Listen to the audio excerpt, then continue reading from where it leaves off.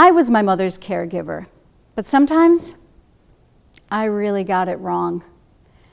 My mom lived with us, and she took her last breath in her own bed in her favorite sheets. My mom didn't have Alzheimer's disease, but she had congestive heart failure, which led to vascular dementia. So her dementia would come and go, and when she was in the fog, it was so hard. My mom wasn't always like this, though. She was this sparkly little Irish lady with big green eyes who had a penchant for sprinkling Estee Lauder's Youth Dew as if it were holy water. She and my dad emigrated from Ireland and raised her family, 4 sons, and me, the only daughter. Now, my mom wasn't a great cook or anything fancy, but she could bake. She could bake scones and soda bread with her eyes closed, and her brown bread was a legend. But it was her pie, her apple pie, that was her claim to fame. She had these magic fingers that she could take, a scoop of flour and a stick of butter and just make this beautiful, delicate, flaky pastry that was always a mystery to me. When she would bake, an amazing thing happened. The neighbors would just kind of show up at the side door just at precisely the right moment, especially Mr. Gillespie, for a slice of pie. And when she became a U.S. citizen, her big decision was to add cinnamon to the recipe to make it an all-American apple pie. This was a big deal. My mom was also very particular about her tea, and she schooled me in the proper way to make a pot of tea. You had to have a full rolling boil and pour the boiling water into the squatty teapot, swoosh it around, and then dump it out before you make the actual pot of tea. A tea cozy was necessary to keep it warm, and she always said that tea just tasted better in a nice china cup. So it was so hard to watch her decline as she became more ill. She was such a feisty little lady. She was that lady that you would see that would be out walking 3 miles a day with her little white Reeboks on. And now at this point, she lost her balance, and she could barely take a step without gripping onto her walker for dear life, which meant she couldn't do many of the essential things by herself that she loved to do. The day that she said to me that she realized that she could no longer make herself a cup of tea, she said, "I'm useless, Eustace." And it was so sad. So we called hospice to help us, and they were fabulous.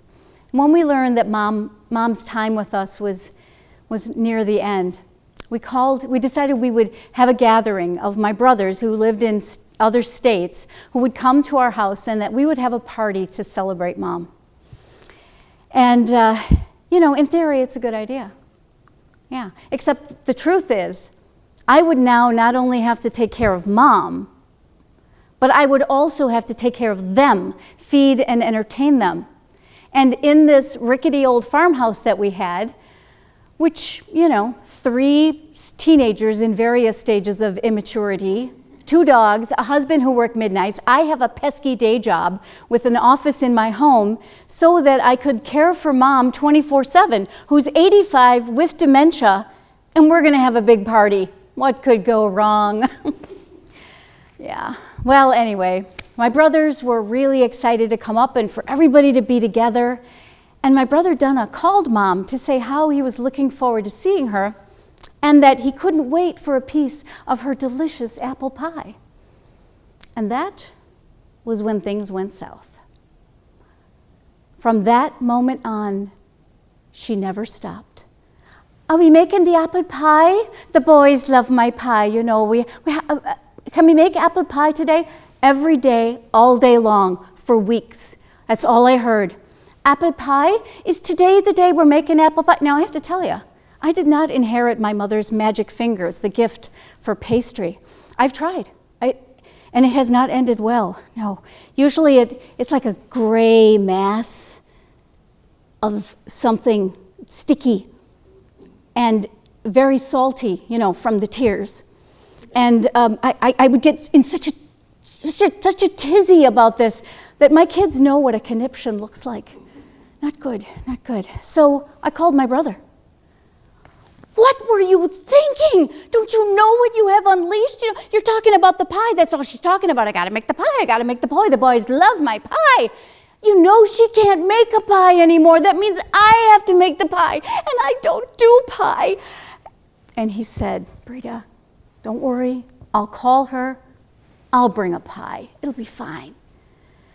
So, you know, that calmed her down for a bit. And the day of the party rolls around. And she starts in with, is it time for the pie? And at that precise moment, my brother walks in with a pie in a cardboard box with a clear plastic cellophane window at the top and the word Kroger printed on the side. And to add insult to injury, a big orange sticker that said, half off. My mother was appalled. She wouldn't even take a single bite of this store-bought pie. And my brother, thinking he's going to make it better, says, oh, but Mom, it's good. It tastes just like your pie. Yeah. She might have dementia, but she knows apple pie. Anyway, we were able to divert her and avoid Piegate, and it all ended well. So they all left, and I was wiped out. The next day, I'm packing away her good china, and I hear it again. Are we making the apple pie? Apple pie? The boys love my apple pie. And I want to scream. I want to say, Mom, we already had the party. We don't have to make the apple pie. It's okay. But she was obsessed, and every day she was asking about this apple pie all the time. I'm loading the washer, and I hear the rumble of the walker down the hallway. And I know what's coming next. And I hear, apple pie? Did you get the good apples, the Granny Smiths? This would be apple pie is great. I think I'm going to lose my mind. I am the poster child of a stressed out, burned out, exhausted caregiver. I can't take it anymore. If I hear the word apple pie one more time, I'm going over the edge. And at this point, I realized that for the first time in my life, I need professional help. If this goes on, I could go before her. So I find the name of a counselor, I call, I make an appointment. And he says, so, tell me why you've come. And I just let it go. I tell him how exhausted I am, how stressed out I am, how I'm not sleeping at night, how I have so much to do, and how hard it is to take care of everybody. And my mother is obsessed with making an apple pie, and there's no need to make the apple pie because my brothers have already been here, and I'm not good with pie. I don't even like pie, and I don't know, I'm going to lose my mind. And he's such a good listener. And I knew he was going to be supportive, and he was going to say, you know, you're right. Boundaries are good things. We have to set limits. You know, you're right. But he puts down his pen and his pad of paper. He leans forward and he says, Brita, you got to make the damn pie. What? I know, you're busy. You got a lot to do. But just pick a date on the calendar, write it down, tell your mother you're going to make the pie, get the ingredients, and then just do it. You won't regret it. Fine. So I get all the ingredients, I lay them out on the counter, I put an apron on me and one on Mom. And then I hand her the paring knife that she's always loved. And she starts to peel the apple. Now, my mother did not believe in apple peelers.